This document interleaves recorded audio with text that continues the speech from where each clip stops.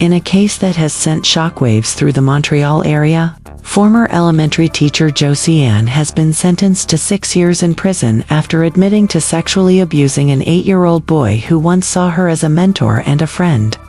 The boy, now grappling with insomnia, nightmares, obsessive behaviors, and profound learning difficulties, addressed the court in heartbreaking words.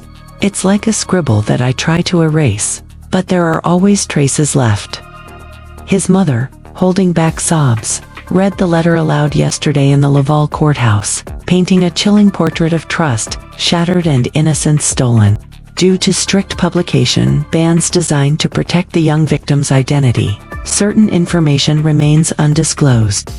But what is clear, and deeply unsettling, is how exploited her position. At the time of the abuse, the 43-year-old was no longer the boy's active teacher, but remained involved in his life under the innocent guise of homework help.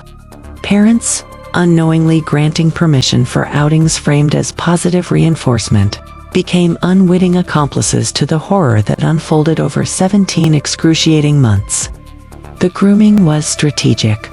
Movies, special activities, building a friendship, all weaponized to blur boundaries and bury guilt. When the boy, at the age of 10, bravely broke his silence, he revealed a sickening truth. "She told me she could go to jail.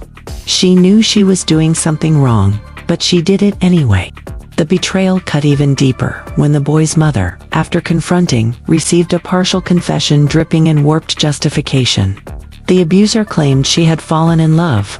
6 years behind bars was the final judgment, based heavily on her gross abuse of authority and trust. Crown prosecutor Claudia Osio had demanded a minimum of 2 years. But the court went even further. A move many see as a small but necessary measure of justice for the suffering inflicted. Meanwhile, the young victim fights an invisible war every day. Compulsively, washing to remove the smell of his abuser. Battling violent flashbacks. Feeling like an outsider among friends who are free to live the childhood he was robbed of. "When I am with my friends, I feel different because I have images in my head," he wrote. "They are able to play like children, but I am not so lucky." Therapy has been ongoing, but as his mother voiced with heartbreak and fear, the scars, emotional, mental, even physical, are far from healed. And perhaps the darkest cloud hanging over this case. The looming question no one dares to say out loud. But everyone feels how many other children trusted someone they shouldn't have. As sentencing closes one chapter of this ordeal, the road to healing for this brave boy and his family remains long, rocky, and uncertain. Because some betrayals don't end at the courthouse steps. They echo, they haunt, and they demand that we as a society do better.